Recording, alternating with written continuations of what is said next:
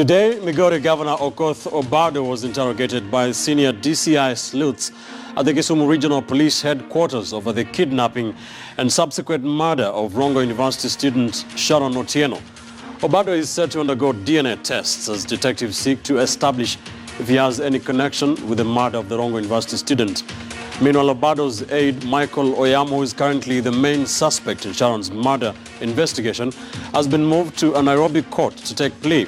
Homa Bay DCIO Joseph Taksho said that Oyamo could not appear at the Homa Bay High Court due to the tension the incident has attracted in the county. The Sharon Otieno murder investigation continued to attract the attention of Kenyans, and there were protests here in Nairobi, with a lot being said in the court of public opinion. Again, the Migori governor being mentioned adversely. This is the big story. I am Ben Kitili, live from the Standard Group Center here in Nairobi. Welcome to the broadcast. Let's begin in the county of Kisumu, where Obado's lawyer, Cliff Ombeta, says that all his client wants is for the truth to be revealed. Listen.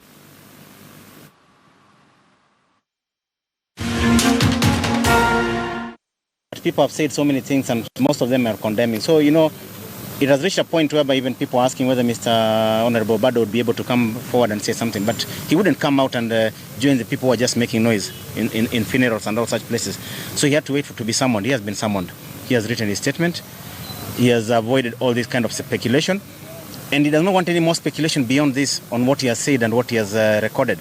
We would wait for the arms that are given this mandate to be able to investigate this matter, to go on with the investigation. He has given him the details that he knows about the whole issue. And most of all, of course, he was not involved in this murder. And that is why we are asking that patience must be there. People must be a bit sober so that the investigations go on without any influence. Because like right now, when people go to rallies and start saying, no, somebody must be arrested, you are influencing the mind of persons who are investigating. So let's avoid that for the time being and be able to just follow the law as it is, the procedures as they are. At the end of the day, the culprits will be brought to book. Tonight, it is my panel is a panel of lawyers, but of course our lead reporter is Sophia Onuna, will be joining us shortly to just give us perspective on this, a different perspective, the perspective of the family.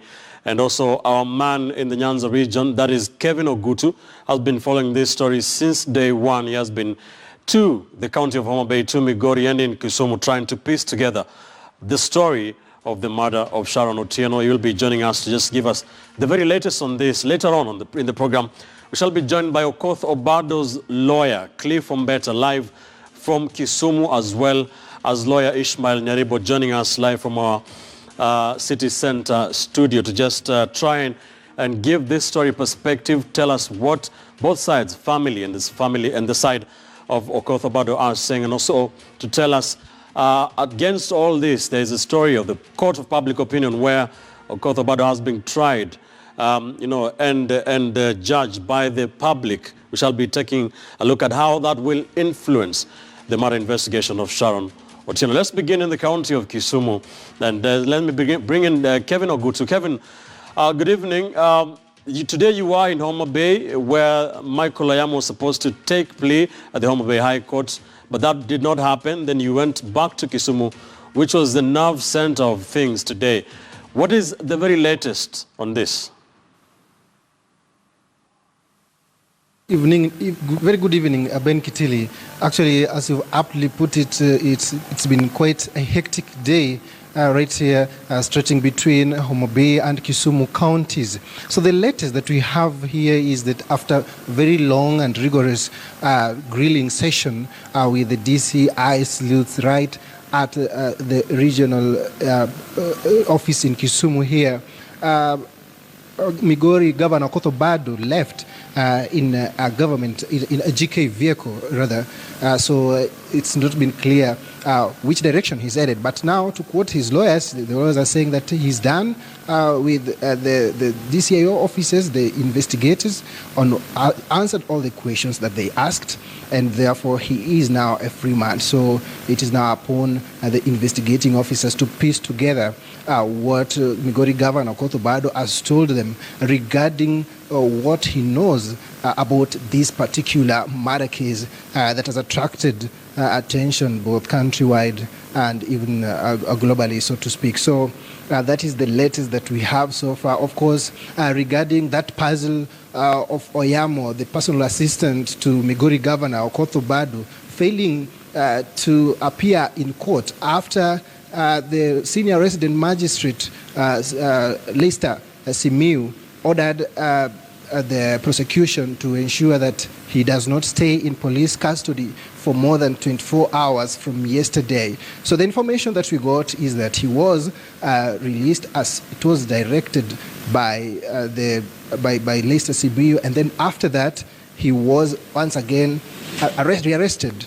So it was about obeying the court order and also ensuring that he remained in police custody. So interestingly, Ben Kitili, other than Migori Governor Okoth Obado, we also came across our Michael Oyamo again at the DCI offices, and also we managed to see Barack Oduor, the Nation journalist. So this is the latest development here. We have all of a sudden these three particular individuals being in the same compound during that entire grilling process. Michael Oyamo was in a separate car while Barack Oduor was also in a separate car, and we could see these intelligence officers moving from where the governor was being grilled to come to talk to this gentleman from time to time. It has not been clear what they were talking about because the lawyers representing Migori Governor said they told journalists to be a bit patient so that a more detailed briefing will be given later on. And Kevin, if you can just tell us why exactly, if you can just tell our viewers, why exactly Oyamo did not take plea in Homa Bay, what explanation have you been given? Well, we talked with the DCIO Homa Bay, who said that he had to be released unconditionally, then rearrested because of the volatile situation at the Homa Bay Law Courts. Remember, it was yesterday when the prosecution presented an application seeking the extension of custody of Mr. Michael Oyamo, a 10-day, so that they could conclude the investigation. And of course, this one was denied by senior resident magistrate Lester Simiu. So regarding as to the reason why he didn't, there was that turn of events, we could attribute that to the volatile situation at the Homa Bay Law Courts because there were a lot of noise being made yesterday by the members of the public. And even today, it was quite a drama right at the Homa Bay High Court gate, Ben. And Kevin, before I let you go, where has the investigation left the Nation reporter, Barack Oduor, so far? Well, so far, the information we have is very scanty regarding whether he will be treated as a suspect or as a witness here, depending on probably how he has responded to the questions thrown at him by the investigating officers.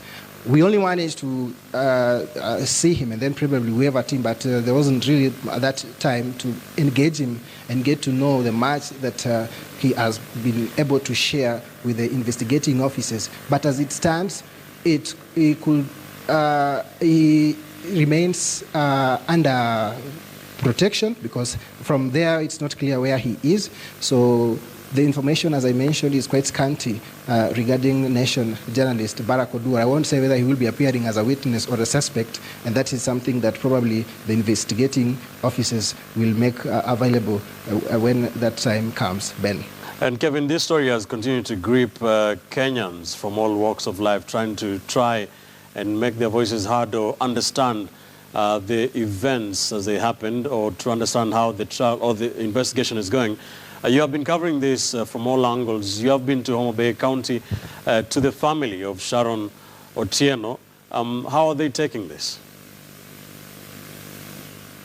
Well, for the family of Sharon, of course, one thing that was glaring is probably the missing link so far. Remember, we still have quite a number of key suspects out there who have not yet been apprehended. So that is one thing that one of the family members told us when we engaged them. Of course, quite a number of them, especially the father and the mother, have not been quite friendly to us for some time now. But the family has been quite really yearning to see justice done. Yesterday they were in the court when, of course, the senior resident magistrate, Lesa Simiu, denied the prosecution that opportunity to continue having Oyamo in custody. Of course, this, as I said, created a bit of disturbance. And then today also, the entire family, the mother, the father, and some close relatives were in court. So, of course, from the family side, they are really following this development, the investigations into this mysterious murder of Sharon Otieno, who was a second-year university student, Rongo University student. And that's the murder that we've been able to deduce from both the verbal and the non-verbal communication we've been able to get from the family members, Ben. Do they believe that justice will be done? Well, I won't really say yes or no, Ben. I think whichever way it goes, I could be lying or saying the truth.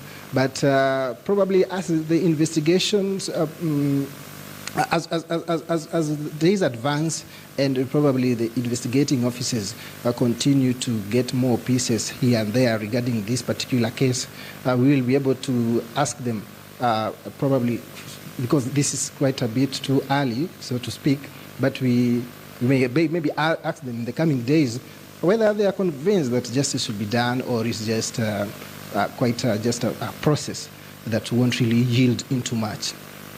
All right. Thank you, Kevin. Kevin Ogute, a man in Nyanza who has been shuttling between the three counties, Kisumu, Homa Bay, and Migori, to try and piece together the information and feed our newsroom with the very latest information on the ongoing murder investigation of Rongo University student Sharon Otieno. That is our big story tonight.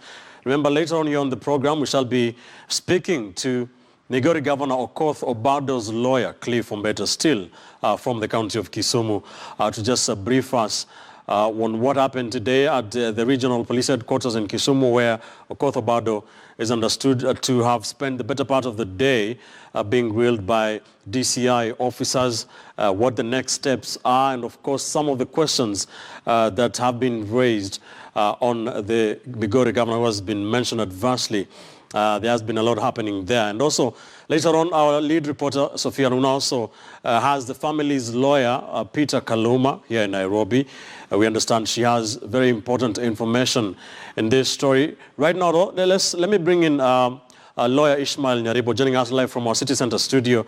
Ishmael, good evening. I know you've been following this. From where you sit, and as a lawyer, because it's a very sensitive issue, Okoth Obado seems to have been tried and judged by the Court of Public Opinion. How much could this have, how much impact could this have in the real investigation and trial, if any? Thank you, Ben, and for the opportunity to contribute towards such actually a national issue and very sensitive as well. What I think we have to appreciate, there is always the public opinion and public court, but at the same time, there are procedures and, processes that have to be followed in accordance with the law. Now, to answer you, how much probably this, public lynching or public outcry, how much will it contribute towards the perpetrators of Sharon's killers getting justice? We have to make this very clear, Ben. It is really, really about Sharon Otieno. Right. It is not about Oyamo. It is not about Obado. It is actually the fact that a family has lost their loved one and that a Kenyan's life has been taken away. This is the main issue. Now, as to whether the investigations have been going on well, I think we all have to thank the DPP, how he is operating and the stance he has taken, that he cannot be moved by anybody, however mighty. I think this is quite a great achievement on the part of Kenya's DPP as an office. Now, we still have to weigh, all options. It is too early to say whether Obado will be, well, I'm seeing now on the media that he will be arraigned in court. Whether he will be found guilty, again, Ben, this is quite a story for another day. Of course, but in terms of whether it is going on well, I think. Yes. And also a lot of people amidst the middle of all that public lynching, I call it, we have seen now today the DCI issuing summons, and the Migori governor taking himself to the Kisumu Regional Police headquarters. Do you see this, him being grilled by the detectives, is it a major turning point in this story? Well, I think the biggest lesson to learn here is that Kenyans can be heard now. I mean, social media is not just there for the sake of teenagers and youth. It is for everybody. It's for business, and it's a forum where actually we can implore the DPP to tell him that we are not satisfied until everyone involved, leave alone who has exactly done it, but everyone involved is actually investigated. And if he's involved, then he must be brought to book. So yes, the investigations, according to my view, are going on quite well, yes. Well, Akili, just hold that thought. We shall be coming to you for more perspectives. Let's now bring in our lead reporter, Sophia Onuna, who is with the family lawyer, Peter Kaluma. Sophia, good evening. Good evening, Ben. It's a story that has shocked the country, gripped the attention of Kenya, with everybody calling for justice for Sharon Otieno and her unborn child. A gruesome murder that started with a kidnapping. Strangling is what that postmortem examination report showed also occurred. Rape and stabbing 8 times, being dumped later in a forest in Homa Bay. And I'm now with the Homa Bay Town Member of Parliament. He's also a lawyer for the family, Peter Kaluma. Thank you for making time for us. There's been a lot of speculation around this, but let's begin with the family. A gruesome murder beyond comprehension by all standards. I cannot even begin to imagine how devastated they still are and how they're coping. Yes, Sophie, to lose a child is a very painful thing. To lose a child through brutal torture and murder in the manner you saw that family lose Sharon can only be devastating. The family is very devastated. Remember, after the news of the murder of Sharon came about, an aunt, you were informed, died out of shock arising from the murder. Yesterday we were in the law courts in Homa Bay, and a member of the family, a very close relative, collapsed and had to be taken out. I've walked this journey with the family. I can tell you that if it were not for the support of Kenyans, they would be so low and so down now. And they have told me that any opportunity I get, I should thank our media, all local media, for not forgetting about Sharon Otieno and for crying for justice and keeping this in the limelight. Mm-hmm. They told me that if I can get a way of reaching Bwana, the Directorate Criminal Investigation Head, I should thank him for accepting to take personal charge of the investigations. They are also appreciative of the work Nurdin Haji are already doing. The family, of course, is struggling. It's a very humble family, but they are appreciative of the investigations and the steps being taken to enable them know what happened to their daughter. Okay, so a lot of speculation, as I mentioned, has been going on. Let's try just break down some of what has happened and what you may know. Beginning with, do you know of there having been a relationship between the late Sharon and Governor Obado? Yes, from the phone gadgets which belonged to Sharon and which the family has already handed over to the police, there was clearly a man-woman relationship between the governor and the late Sharon Otieno. I also doubt that the governor has come out to deny that. There are also confirmation from people who saw the governor move at social places that Sharon was somebody close to the governor. So that is a fact. What else have you been able to establish? Did you yourself manage to see any of these text messages, the exchanges? What have you been able to see? I will not say much about the contents, but there is sufficient information, both in terms of short messages, what we would have in WhatsApp and social media, to confirm the relationship, to confirm that Sharon was pregnant at the time, to confirm who, as the mother of the fetus, also knew and believed to be the father of her child. Who did she believe was the father? Our good friend, the governor from Migori. This you're able to establish from the interaction of the messages? In fact, from the SMSs, the WhatsApp communications, it is all clear. And was there plans to, because in some quarters you hear build a home, provide and take care of all of that, is that what you've been able to also establish from the communication you've seen? Yeah, there is a lot of information in that regard, but beyond even information in the phone, there are documents which even concerned properties which were to be purchased in the name of Sharon by whom she said was to be the governor. So this is a relationship which I don't think can be denied. The relationship existed. For you, seeing that the governor is just today, he has been questioned by the officers investigating this matter. Are you disappointed that first he was perhaps not summoned before or offered himself to just give his account of what may have happened? Because as we speak, no one has been charged, of course. Arrests have been made, questioning has happened, interrogation. But are you disappointed that it has taken 6 days since the body was discovered? No, you cannot dictate to the investigative agencies when to call whoever they believe could have useful information. And I believe the investigative agencies only went for him having established, the existence of some prior facts.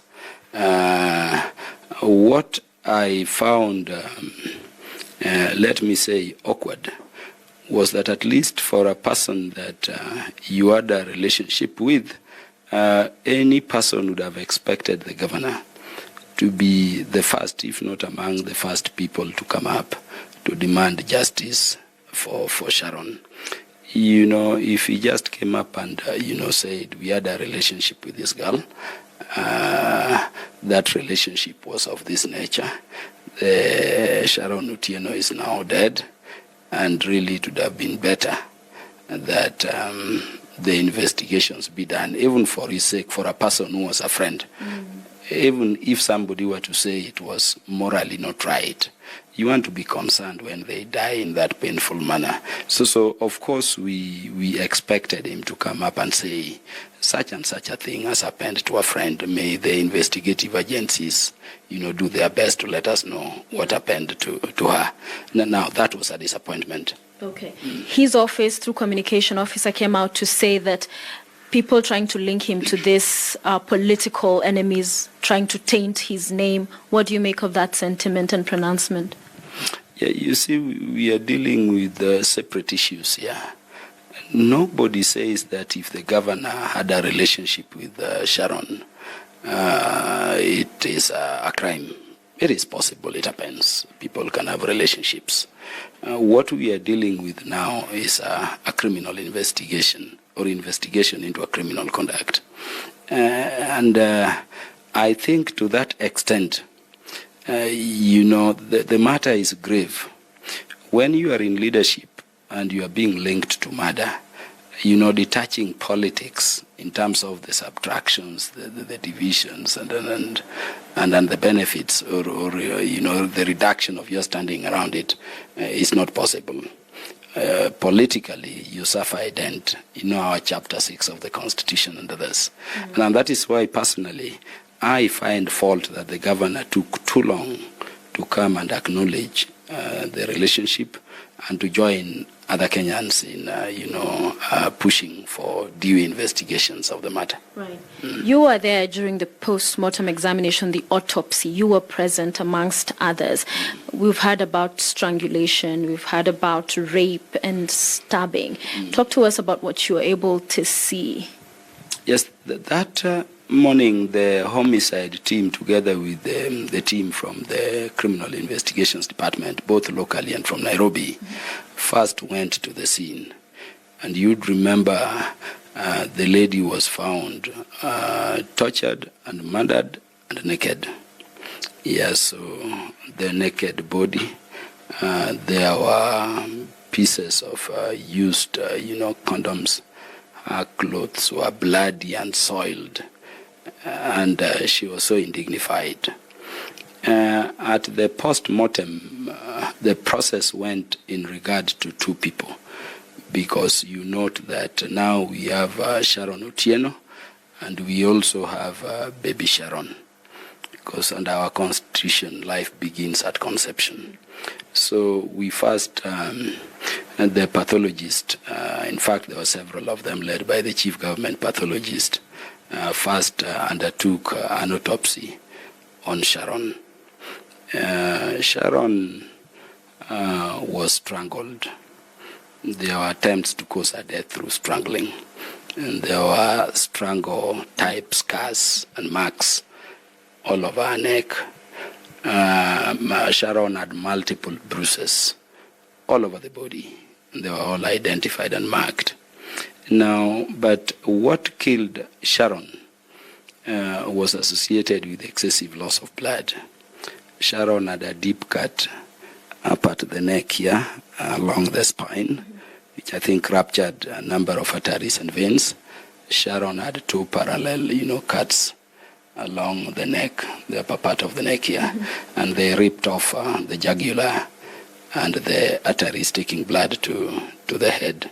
They were very deep. Of course, they are calling them, stab wounds in pathology language, but I think it was a panga kind of cut, two parallel ones, and therefore you look at the attacker standing in front of her.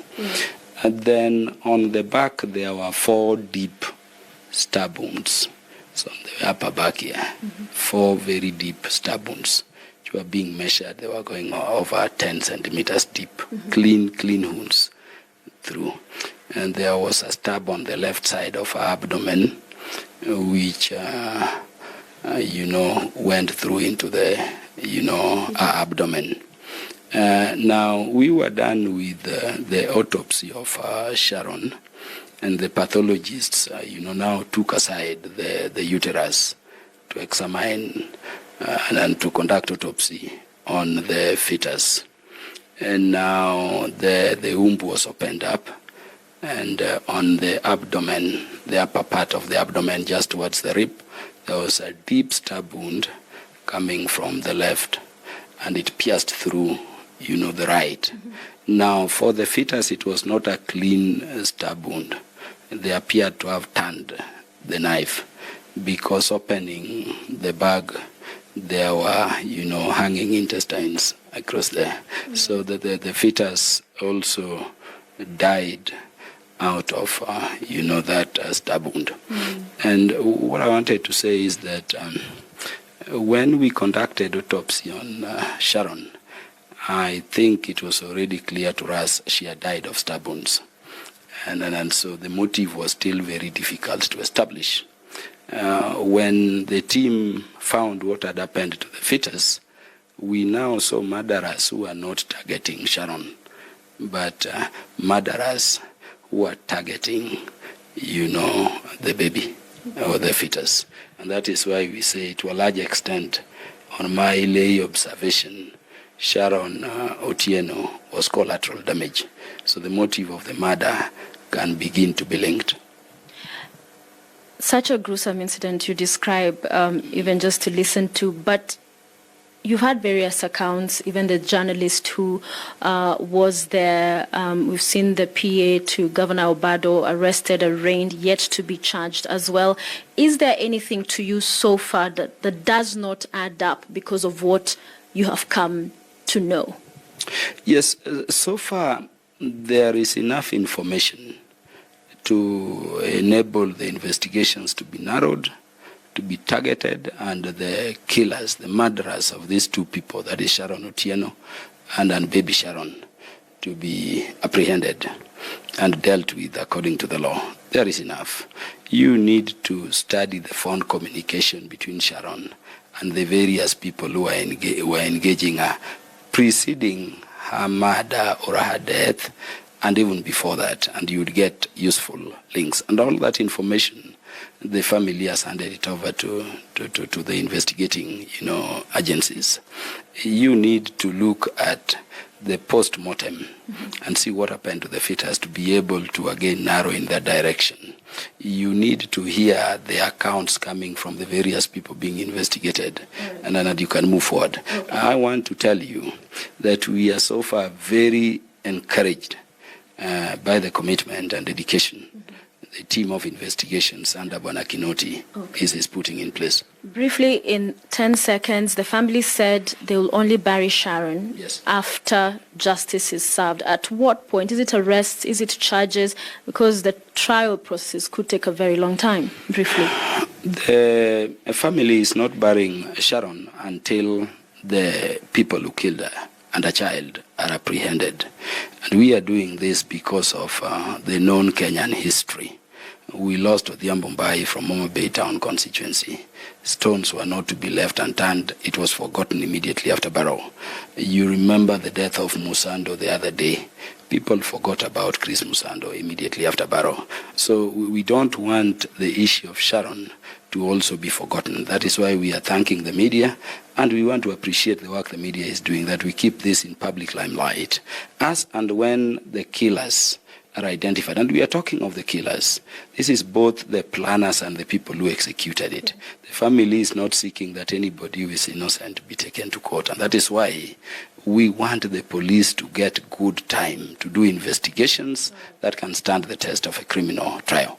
Many thanks. Peter Kaluma, Member of Parliament, Homa Bay Town constituency, as well as a lawyer to the family of the late Sharon Otieno. You are watching The Big Story here on KTN News. You are going